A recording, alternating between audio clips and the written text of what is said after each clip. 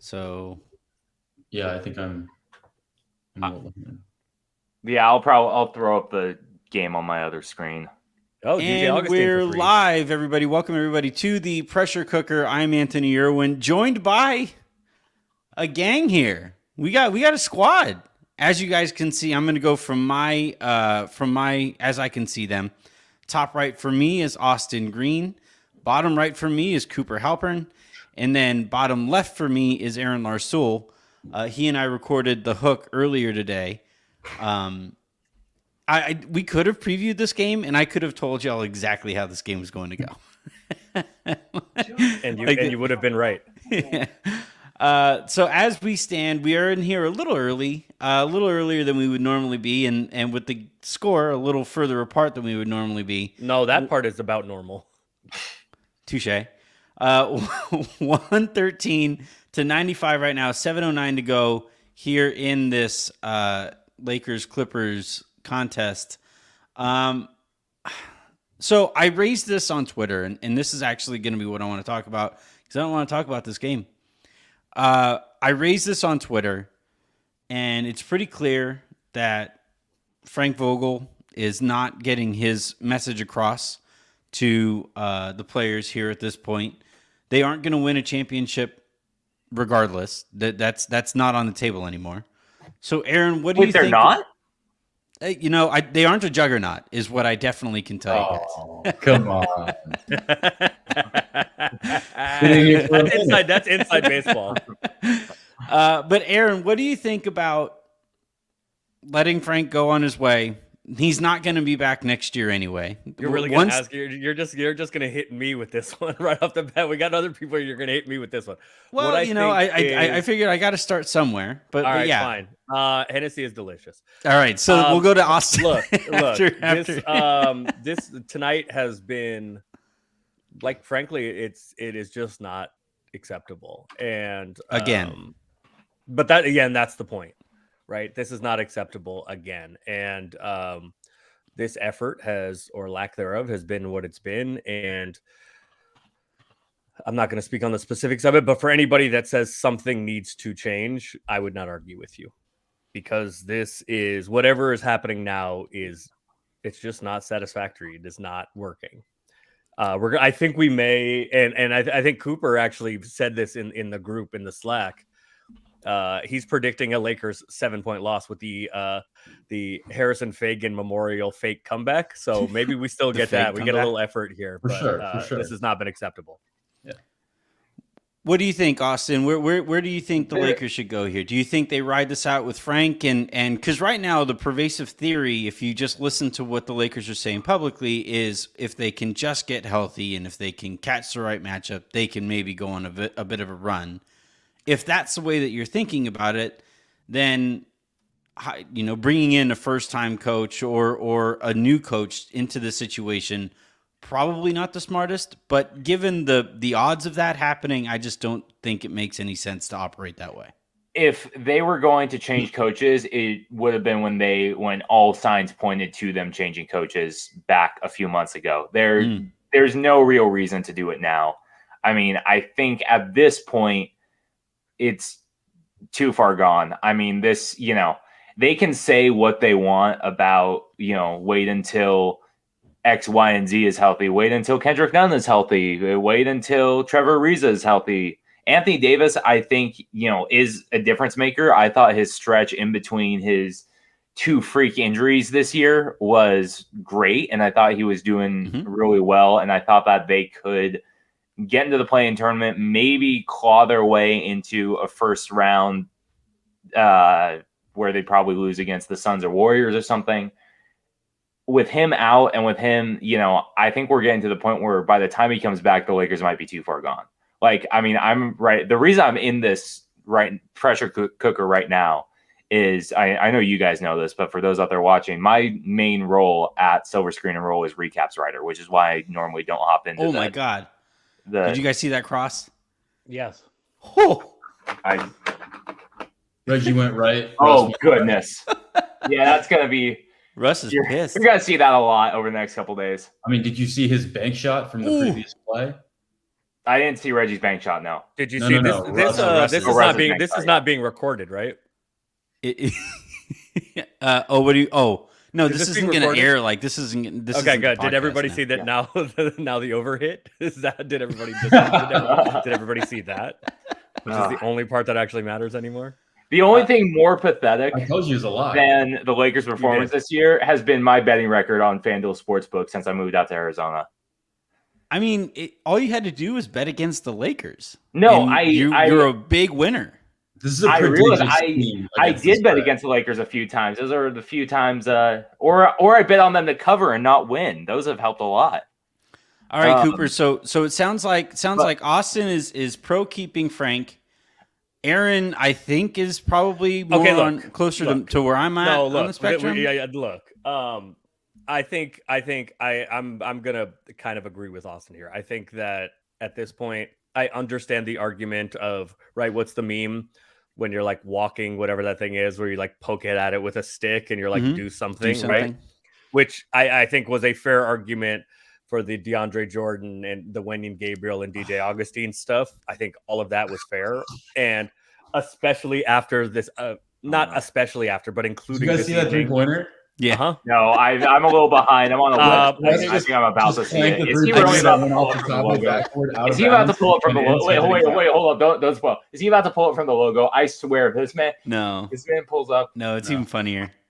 The one time the bank actually works, it's off the shot clock. Wait, hold up. So I like understand the argument, right? Wait, okay. I think I'm way behind you guys. Yeah, I think you are. Austin, get off that dial-up. What you got going? Are you watching this? Bro, like, I'm in Arizona. I gotta watch the web stream.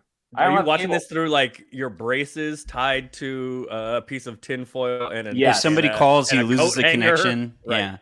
Yeah, I may not be that far behind. I may. So I understand the argument, right? Do something.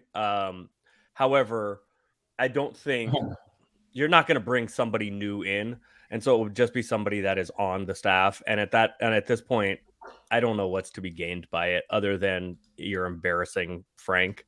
I think it's just I understand the argument for it, but at this point, write it out.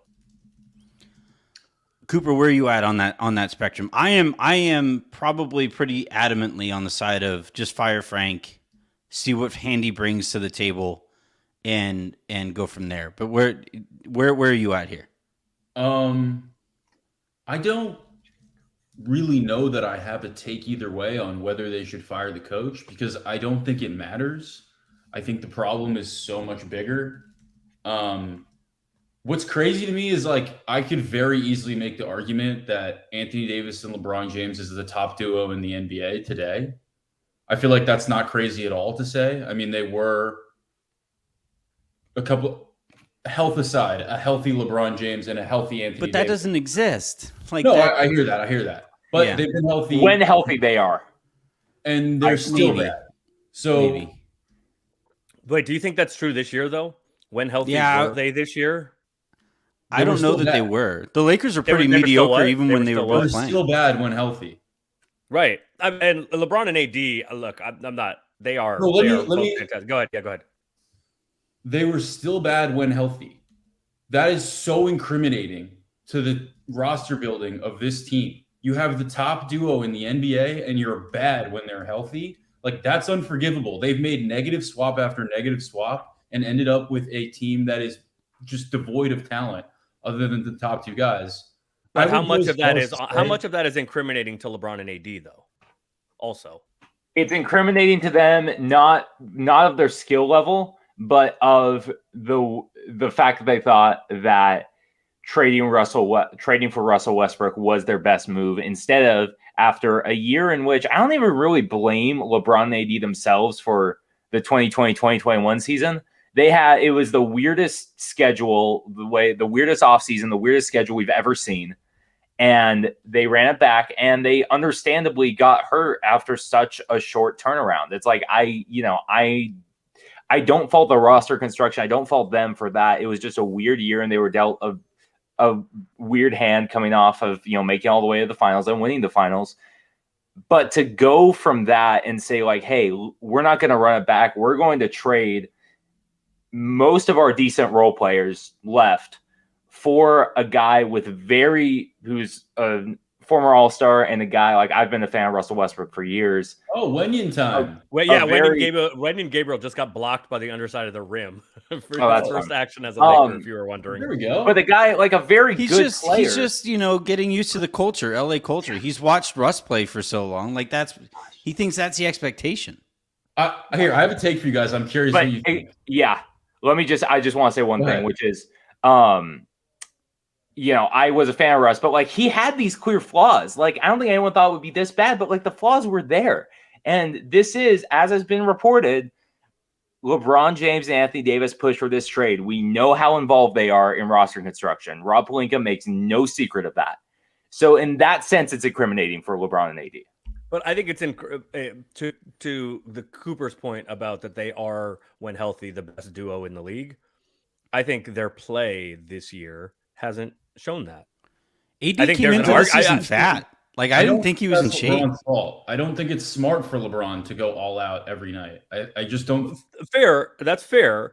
But then it's difficult for me to say in the same breath that, and then they're also the best duo in the league when healthy. No, but because the results were not bad. Tons of games when he's got a decent supporting cast. I want to say about Russ. I think there's a very fair argument to be made that Russell Westbrook is the worst basketball player in the history of the sport. Well, for considering his contract? No, listen. And yet he is a top 75 all-time. Let me give you the rundown. No, I'm serious. Let me give you the rundown. Why are we doing this? We're doing this to win championships, right? I don't care about winning 40 regular season games with a triple-double every night. We're doing this to win championships. Russell Westbrook, at his current stage, and which I would consider the past about 5 years, he has been a volume inefficient producer. So the only value that he's bringing is this volume inefficiency, like floor raising. Okay. You cannot win a championship with that as your offense. When he's not doing that, he's doing nothing at all. He doesn't cut off the ball. He doesn't swing the ball when you pass it to him. He does nothing.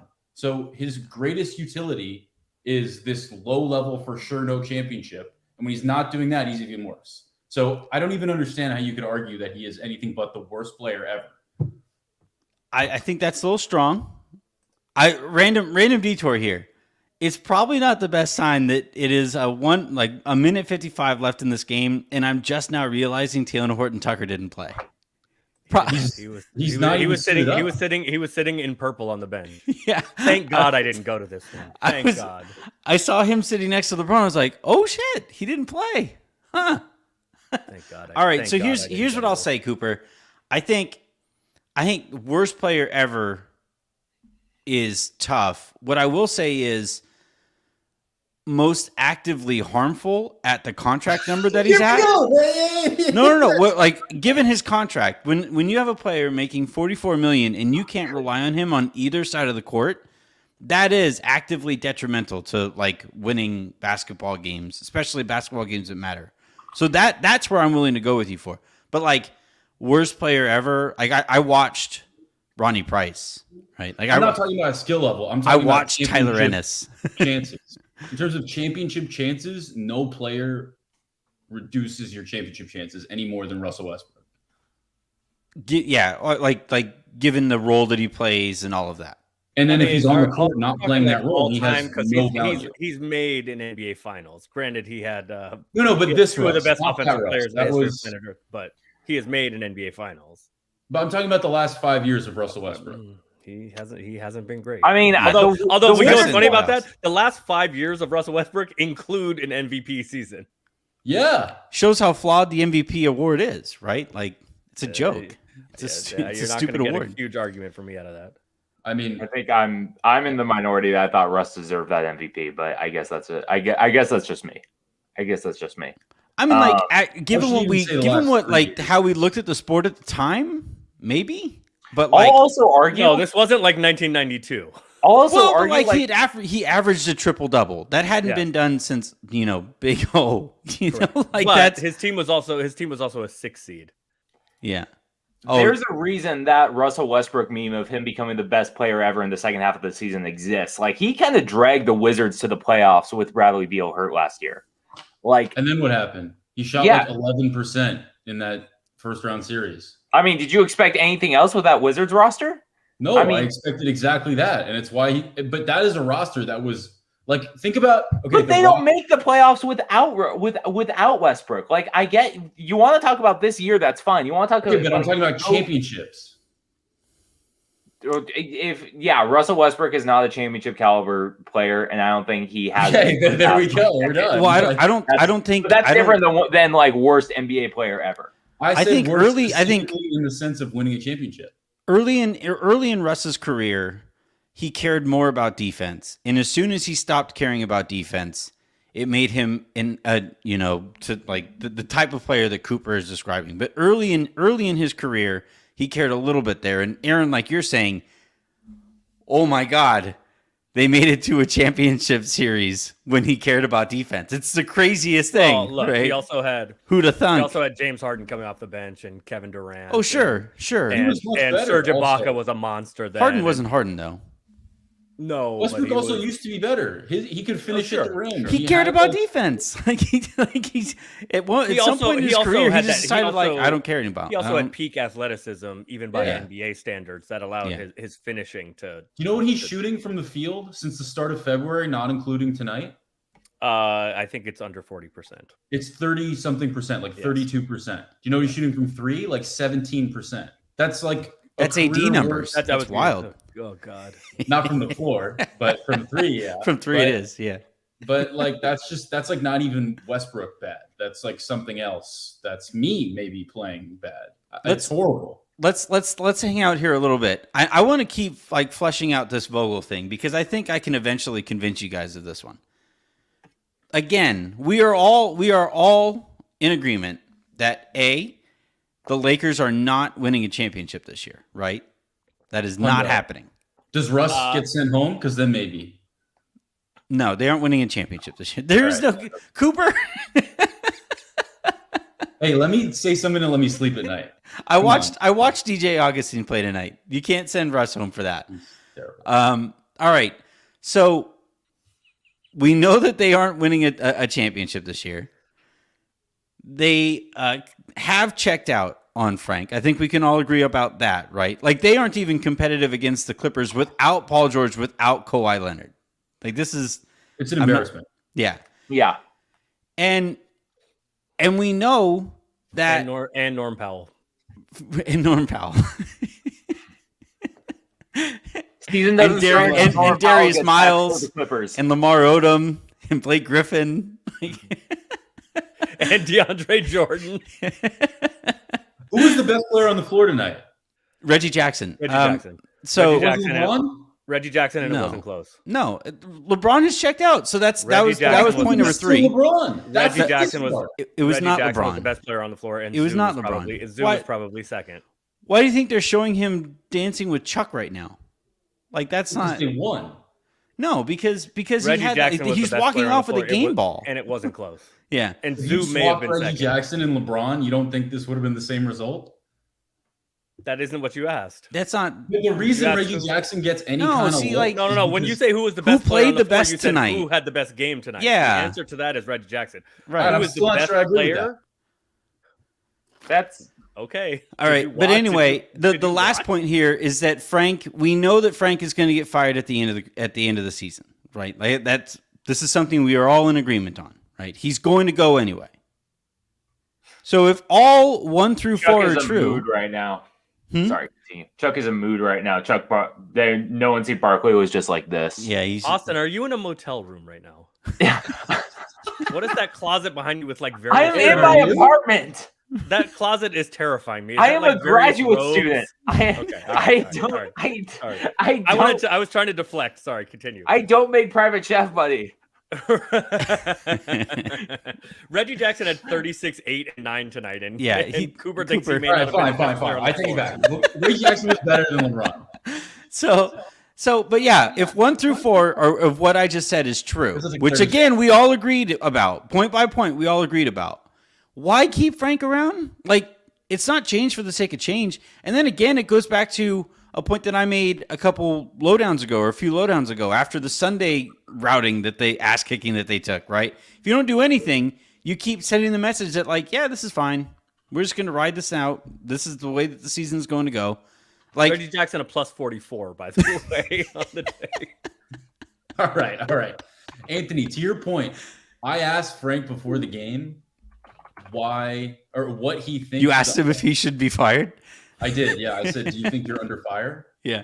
Because my name is Bill Plaschke. Yeah. No, I asked Frank if he thought that or what he thought that the Lakers' optimal identity could be going into the playoffs and how they might get there. And I don't think answered that particularly directly. He talked about like surviving games without AD. And like that's a team without an identity.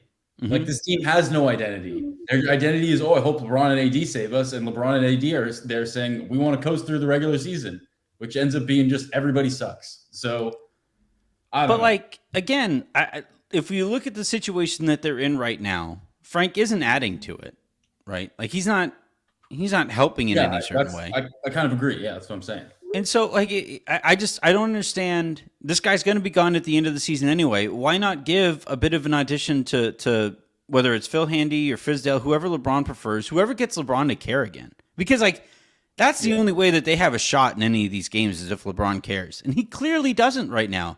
He doesn't. Like, you watch him play defense, and it's a lot more pointing at this stage of the season than it was earlier. So if he's not going to care, why not get a coach who might get him to care? Aaron, you're coming around. I see it. You're either coming around or you're looking for Hennessy. Do we think Phil Handy is Hennessy? But do we think Phil Handy is enough to make LeBron care at this point? I have my doubt. I think so. I feel like LeBron enters every game caring, and then the Lakers suck around him, and then he stops caring because he knows he can't win no matter what he does. No, but I think that time interval has gone from like maybe like three possessions. With like 2 or 3 quarters to like 2 minutes. Russ takes one bank shot and he's like, "Fuck this, I'm out." Yeah. Exactly. I mean, yeah. What did you? That's how I watch these games. Yeah. Yeah. Well, Aaron, what do you think though?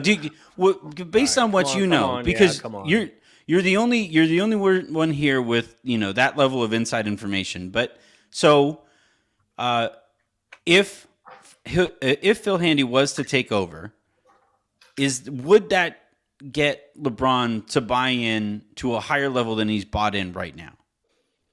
I don't know, but what I do know is I think it would be if earlier in the year, I said this in Slack, earlier in the year when there were the rumors about Frank, I think the replacement would have been Phil.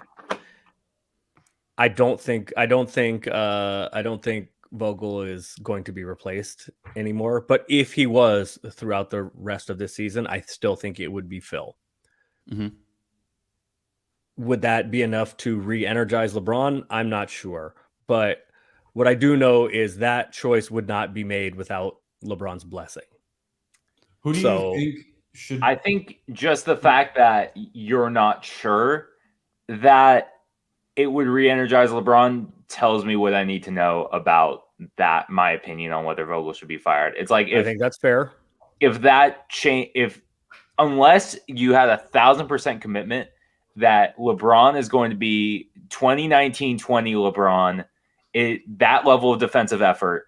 If Phil Handy is the head coach, sure, you can win me to that argument. Sure, but to be fair, it's still though, gotta be like a gamble. the season like is this far gone at this point. Like I don't know, like you could bring in the love child of Superman and Jesus, and like the record is what the record is at this point. Damian Jones didn't get bought out, Aaron. Damian Jones had a nice night tonight. I watched because I'm a people junkie, keep on laughing at me for thinking that dude's a player. He's a fucking player. Tonight. I watched some of the Kings and Spurs tonight, and Damian Jones looked good. I thought of you. Yeah. Who do you think should be the odds-on favorite to be the coach of the Lakers in the beginning of next season?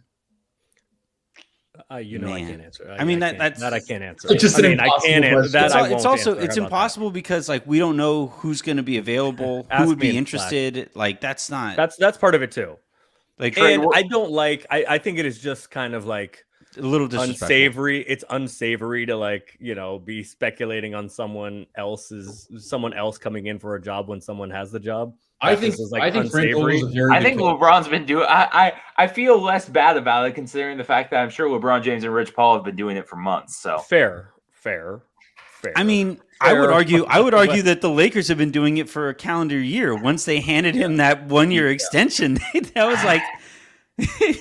I'm not disagreeing He was with a you defensive on that coach. one. Talk about unsavory. The guy won a championship. And it was But like, to be here. fair, like if Frank is not back next year, right? We don't know the pool of candidates that may be available. So I think it's kind of like I don't know. I think it's kind of like fruitless to speculate on that. Maybe is it somebody that's on the Lakers staff now? Maybe. Is it somebody that's on the Dallas Mavericks bench right now? Maybe. No.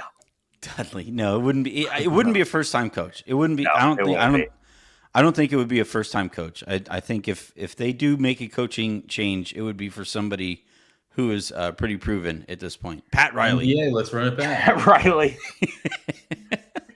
He just Who's comes hilarious, back Pat Riley or D'Antoni? after a 30-year like semi-Cold War with the Lakers, like just comes back. Don Nelson is coming off his weed ranch, and the Lakers are really the Lakers are really going to dive into small ball. They drag him out of of his house in Hawaii. Right, he's taking off the puka shells and he's cutting that long gray hair. Those team dinners Playing with the gambler LeBron's in the wine. locker room only. The team dinners with LeBron's wine and Donnie's weed. Let's go. The Lakers might not have the best record, but they would have the best vibes. Yeah, vibes would be immaculate. The hangovers would suck, but the vibes would be The vibes immaculate. would be immaculate. All right, I Don think that's Nelson, the winningest coach in NBA history, coming back. Don Nelson, let's get it. he keeps winning after his coaching career. That dude is living. All right, that's gonna do it. I think we're gonna call it there. Thank God. Once we get to Don Nelson's weed, I think that's a good place to end this thing. How else are we supposed to get through these nationally televised Laker games? This show is brought to you by Dadgrass. All right, I'm in. My dad grassed. This was really fun though. It was more fun than watching that fourth quarter and having to pay attention, right? Yeah, I would. So thank you everybody who was tuning in and giving us your comments and stuff like that. That was fun. I'm Anthony Irwin, Austin Green. Thank you very much. Aaron Larsoul. Thank you very much. Cooper Halpern. Thank you very much. And we will talk to you guys next time because they're going to be on national TV fucking tomorrow or something.